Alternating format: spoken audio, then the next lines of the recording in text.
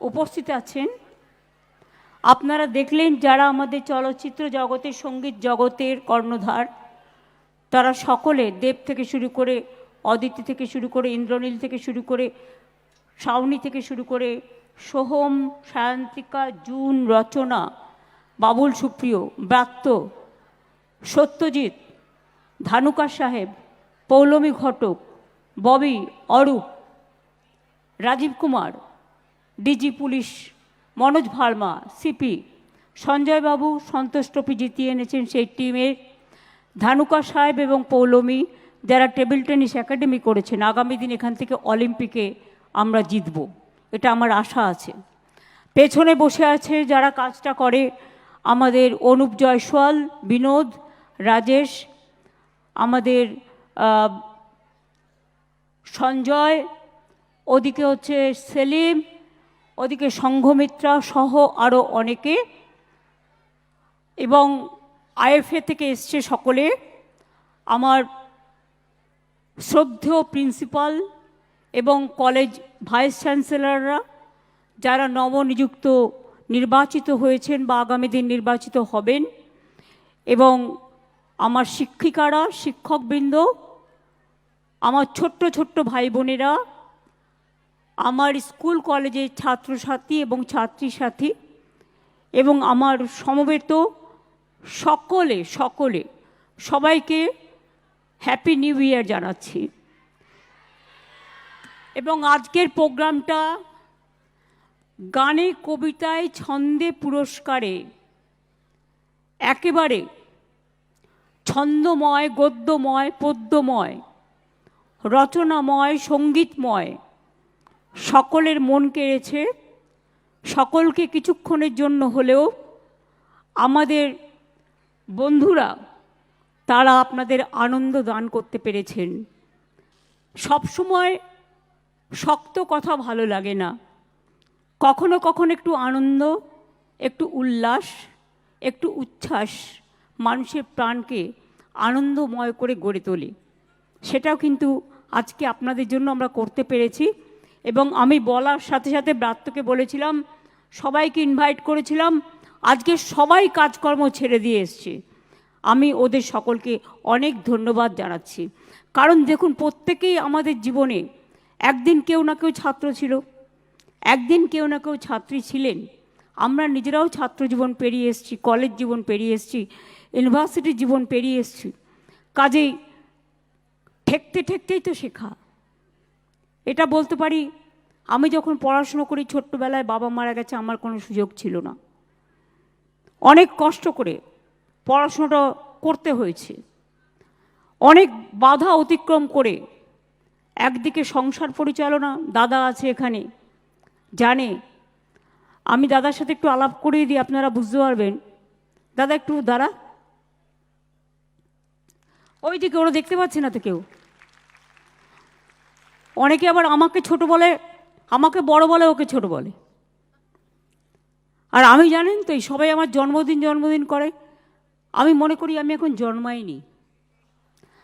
আমার একটা কবিতা আছে, জন্ম হবে সেদিন যেদিন এই পৃথিবী থেকে বিদায় নেব সেদিন। এটা হচ্ছে আমার ইন্টেনশন। আসলে আমরা সব হোম ডেলিভারি তো। আমি যখন ছোট্ট ছিলাম নামও নিজে দিইনি, বয়সও নিজে দিইনি, পদবিও নিজে দিইনি। অনেকে আমাকে হ্যাপি বার্থডে বলে, কিন্তু দিনটা আমার কাছে মোটেই পছন্দকর নয়। ওটা সার্টিফিকেটের এজ বাবা মা করে দিয়ে গেছে, আমি জানতামও না। আমাকে যখন আমি কলেজে পড়ি দাদাই আমাকে একদিন বলল, সাক্ষী ও আজকে প্রেজেন্ট আছে বলে এই কথাটা বললাম। দাদা আমাকে একদিন বলল, তুই কি জানিস বাবা কি করে তোর বয়স দিয়েছে? আমি বললাম কী করে? বলল সার্টিফিকেটে তোর আর আমার বয়সের মধ্যে 6 মাস ডিফারেন্স। আমি বললাম দারুণ। তা আমি বললাম তোকে ভর্তি করতে গিয়ে বয়সটা কী করে দিল?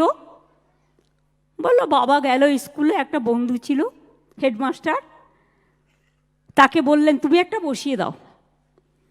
তার তো কোনো দোষ নেই, তিনি একটা বসিয়ে দিলেন। আগেকার দিনে এই প্রবলেমটা ছিল যারা আমরা বাড়িতে জন্মেছি, হোম ডেলিভারি, কাজে আসল বয়সটা কিন্তু লুকিয়ে থাকে। নকল বয়সটা, সার্টিফিকেটের বয়সটা মানুষ ধরে নেয়। ও সামনে আছে বলে বলতে পারলাম আজকে সাক্ষী রেখে।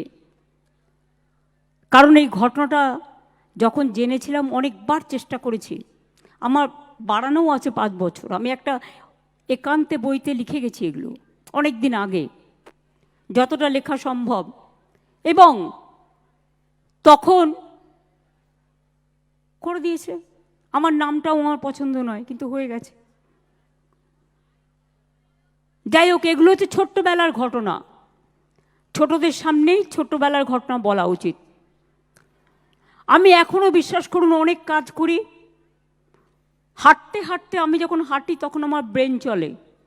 আমি যদি না হাঁটি আমার ব্রেন চলে না। মনে হয় কি যেন এটা করছি না, কি যেন এটা করছি না, ফাঁকিবাজ লাগে। ভাবতে ভাবতে ভাবি, আজও আমার মনে আছে স্কুল শিক্ষিকাদের নাম, কারণ আমরা মেয়েদের স্কুলে পড়েছি। যার এখন তো কো এডুকেশন অনেক হয়ে গেছে, ছেলে মেয়ে বোধ।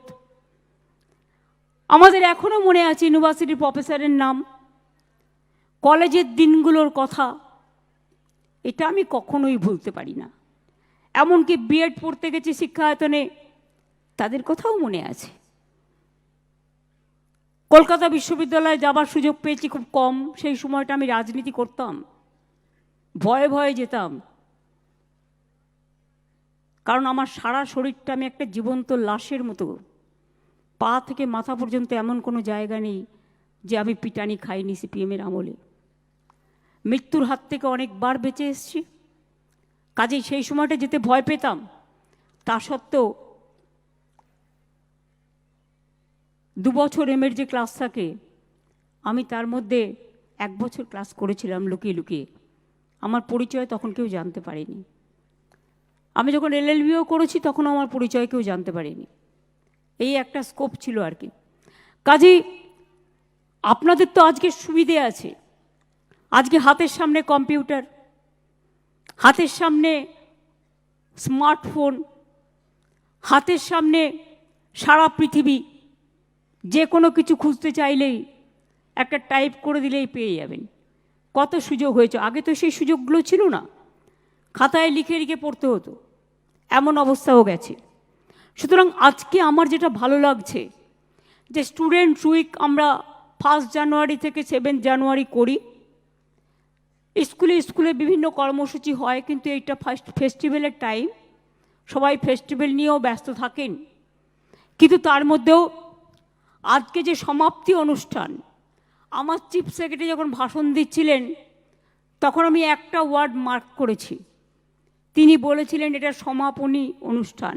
সমাপনীটা কিন্তু ভুল নয়, এটা একটা নতুন ওয়ার্ড। বাট যেহেতু নতুন ওয়ার্ড, সঙ্গে সঙ্গে আমার কানে এটা এসছে। যেমন আমি বললাম শুভনন্দন, অভিনন্দনের জায়গায় শুভনন্দন বলাই যায়, অসুবিধের কিছু নেই। ভাষার তো বিস্তৃত হয়, অনেক বিস্তার আছে ভাষার।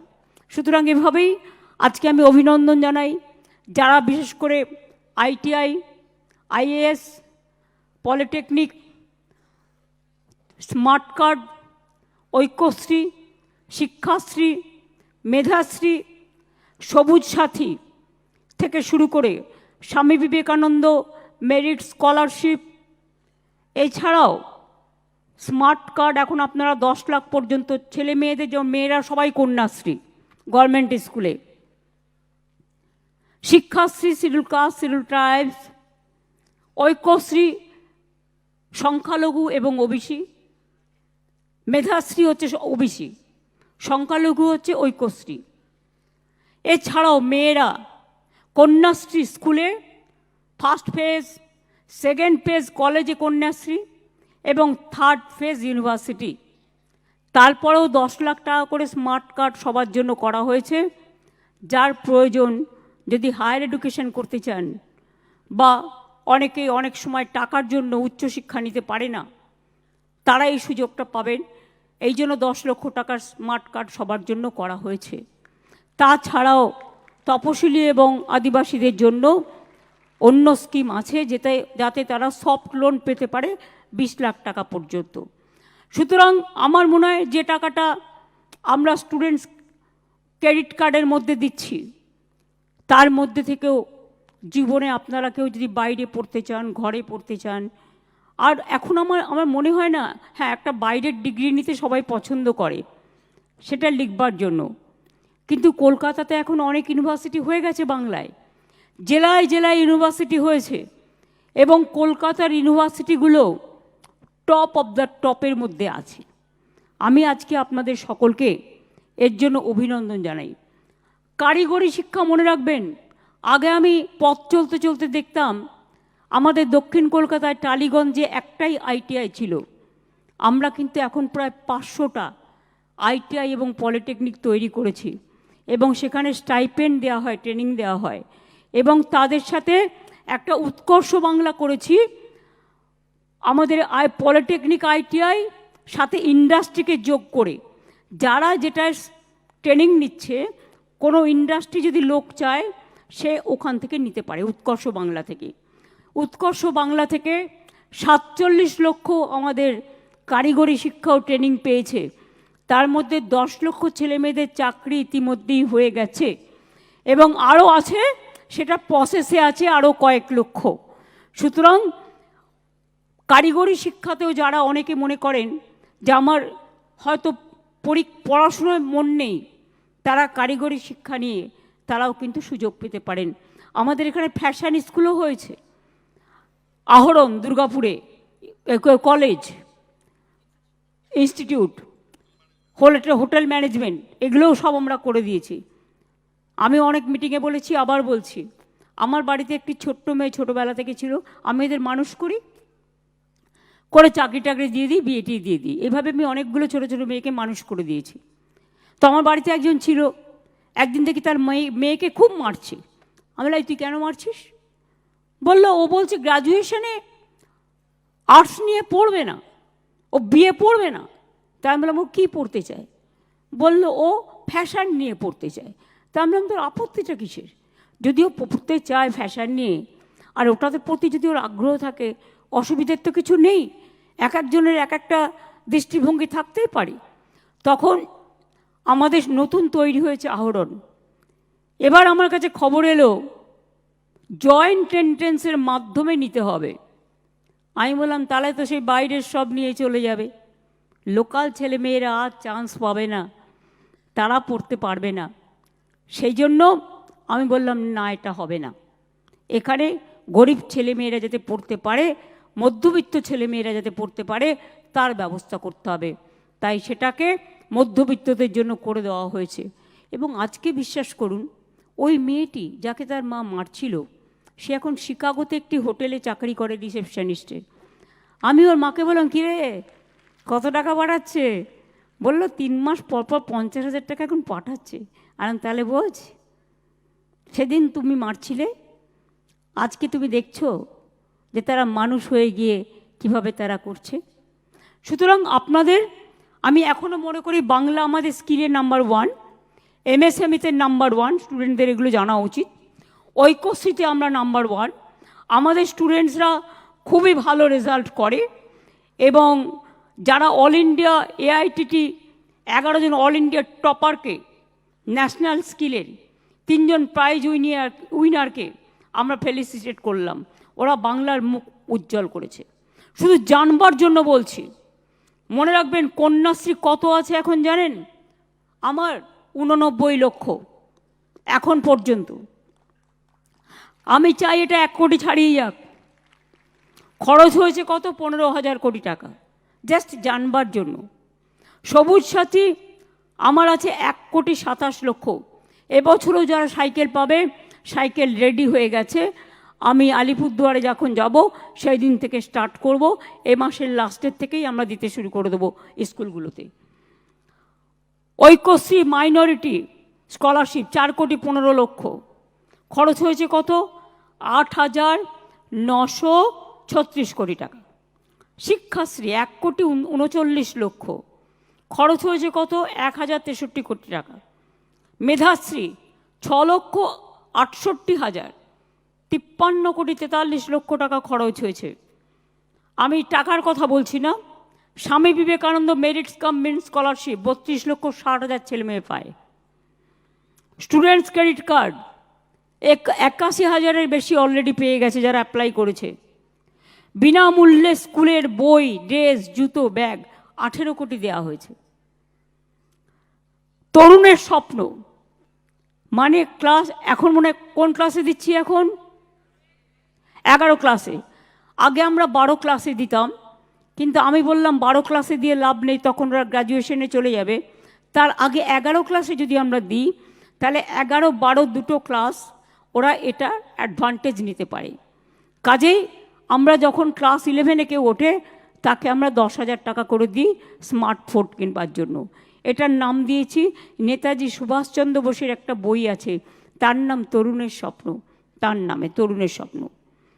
আমাদের সময় আমরা প্রায় 30টা বিশ্ববিদ্যালয় নতুন করেছি, 14টি নতুন মেডিকেল কলেজ, 53টি কলেজ, 7,000-এর বেশি স্কুলও আমরা করেছি। এছাড়াও মনে রাখবেন, যুগের পরিবর্তন এসছে। এই পরিবর্তনের সাথে সাথে নতুন বিষয়, যেমন আর্টিফিশিয়াল ইন্টেলিজেন্সি, যেটা ইন্টেলিজেন্ট খুব প্রয়োজন, আর্টিফিশিয়াল ইন্টেলিজেন্ট এটাও এখানে হচ্ছে। Machine learning, data science. মনে রাখবেন, আমার দাদা বসে আছে, ওর ছোটো মেয়ে আছে শিকাগোতে চাকরি করে, ও খুব ব্রিলিয়ান্ট স্টুডেন্ট। ও প্রেসিডেন্সি থেকে ফার্স্ট ক্লাস ফার্স্ট হয়েছিল, তারপরে ITI করেছিল খড়গপুরে, তারপরে সাউথ ইন্ডিয়াতে একটা করেছে, তারপরে শিকাগো থেকে আরও 3টে MA করেছে। আমি বললাম তুই ফিরে আয়, বললাম আমি ডেটা সায়েন্স নিয়ে কাজ করছি, আমি ডেটা সায়েন্স। আমি বললাম ডেটা সায়েন্স নিয়ে করে তোর কী লাভ, তুই এখানে চলে এসে কর, আমি এখানে ডেটা সায়েন্সের ব্যবস্থা করে দিচ্ছি, তাহলে তো ছেলেমেয়েরা শিখতে পারবে। বললো জানো এটাই কি হয়, আগামী 50 বছর বাদে কি হবে সেটাই ডেটা সায়েন্সের ফলে, ডেটা রিসার্চের ফলে বলে দিচ্ছে। সুতরাং আগাম ভবিষ্যৎটাকে কাজে লাগিয়ে এই যে আর্টিফিশিয়াল ইন্টেলিজেন্স, আপনারা তো ফটো দেখেন, বিভিন্ন ছবি দেখবেন, ধরুন আমার ছবি দেখবেন অ্যাকচুয়াল, আমার গলা শুনবেন, বাট সেটা আমার নয়, অরিজিনাল নয়, ওটা হচ্ছে আর্টিফিশিয়াল ইন্টেলিজেন্স করে করা হচ্ছে।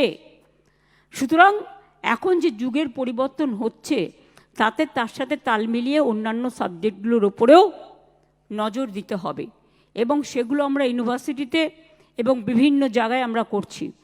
আপনারা জানেন NUGS, যেটা ল ইনস্টিটিউট, এবং পুলিশ নিজেও একটা ল ইনস্টিটিউট করেছে, তাছাড়াও বিশ্ববিদ্যালয়গুলোতেও ল ইনস্টিটিউট আছে। সুতরাং ল পড়ারও অনেক সুযোগ আছে, আইনজীবীদেরও অনেক অভাব আছে, চিকিৎসকদেরও যেমন অনেক অভাব আছে। কিন্তু আমি চাই যে যেটা নিয়েই পড়ুন না কেন, মনে রাখবেন চলার পথে জীবন শুরু হয় শিক্ষা দিয়ে। জীবনের মধ্যাহ্নে এসে, জীবনের বৈকাল্যে এসে, জীবনের সায়াহ্নে এসে আমাদের কিন্তু অনেক পথ চলতে হয়। মানুষ কিন্তু আজ আছি আমরা, কাল নেই, কারণ জীবনটা হচ্ছে ক্ষণস্থায়ী। কিন্তু মানুষ যেটা করে কর্মফল, সেটা হচ্ছে চিরস্থায়ী। আমরা প্রথম থেকে যদি মনে করে নিই সেবাই আমার ধর্ম, ভালোবাসাই আমার কাজ, মানবিকতাকে ভালোবাসবো, হাসবো, খেলবো, গড়বো, মানবিকতাকে ভালোবাসবো, সবাই এক থাকবো, সবাইকে নিয়ে চলবো, এটা যদি মেনে নিতে পারেন, মনে রাখবেন ধন সম্পত্তি মানুষের জীবনের সম্পদ নয়, মানুষের জীবনের সম্পদ হচ্ছে মনুষ্যত্ব এবং তার সুস্বাস্থ্য। এই দুটো নজর রাখবেন। হয়তো অনেক টাকা ইনকাম করলেন, হার্ট অ্যাটাক হয়ে মরে গেল, টাকাটা কে খাবে? স্বাস্থ্য যেমন ভালো রাখতে হবে, মন ভালো রাখতে হবে, মনের দরজাটা খোলা রাখতে হবে। ঘর আপনি তালা দিয়ে বন্ধ করতে পারেন, মনটাকে কি বন্ধ করতে পারেন? মনকে প্রশ্ন করুন, মনের দরজা সবসময় খোলা, মনে যা আসবে ভাববেন, চিন্তা করবেন, লিখে রাখবেন, কিন্তু জীবনে হতাশ হবেন না। হতাশার কোনো স্থান নেই জীবনে। জীবনটা হচ্ছে ভালো করে বাঁচবার জন্য, সুন্দর করে নিজেকে গড়ে তোলার জন্য। শেখার কোনো বয়স নেই, যে কোনো বয়সে যে কোনো মানুষ আমরা রোজ শিখি, রোজ নতুন কাজ করি, রোজ শিখি। একদিনে কেউ শিখতে পারে না। শিখতে শিখতে শিখতে শিখতে হোঁচট খেতে খেতে মানুষ চলে। তাই রবীন্দ্রনাথ ঠাকুর লিখেছিলেন, বাঁধ ভেঙে দাও, বাঁধ ভেঙে দাও, বাঁধ ভেঙে দাও, ভাঙো। শুকনো গাঙে আসুক জীবনেরও বন্যা রুদ্দাম কৌতুক, শুকনো গাঙে আসুক। উনি লিখেছিলেন ভাঙনেরও জয়গান গাও। আমি একটু চেঞ্জ করে বলছি, জীবনেরও জয়গান গাও, জীবনেরও জয়গান গাও, জীবনেরও জয়গান গাও। জীর্ণ পুরাতন যাক ভেসে যাক, যাক ভেসে যাক, যাক ভেসে যাক। আমরা শুনেছি ওই মা ভই, মা ভই, মা ভই, কোন নূতনেরই ডাক। ভয় করি না অজানারে, রুদ্ধ তাহারি দ্বারে। দুর্দার বেগে দাও, ভাঙো, ভাঙো সব শৃঙ্খল, ভাঙো অত্যাচার, ভাঙো অনাচার, ভাঙো বিভেদ, ভাঙো বৈষম্য। বিদ্রোহী কবি নজরুল ইসলাম লিখেছিলেন, যখন দেশের স্বাধীনতা যুদ্ধ হচ্ছে কোনো তফাৎ তো ছিল না। রবীন্দ্রনাথ লিখলেন বাংলার মাটি বাংলার জল। বিদ্রোহী কবি নজরুল লিখলেন, দুর্গমগিরি কান্তার মরু দুস্তর পাড়াবার, লঙ্ঘিতে হবে রাত্রি নিশীতে যাত্রীরা হুঁশিয়ার। তিনি লিখলেন, কোরআন পুরাণ বেদ বেদান্ত বাইবেল ত্রিপিটক গ্রন্থ সাহেব জেন্দা বেস্তা পড়ে যাও যত শখ। অর্থাৎ সর্বধর্মকে মিলিয়ে দিলেন, যেটা রবীন্দ্রনাথ বলেছিলেন, হে মোর তীর্থ পূর্ণ চিত্তে জাগরে ধীরে, এই ভারতের মহামানবের সাগর তীরে।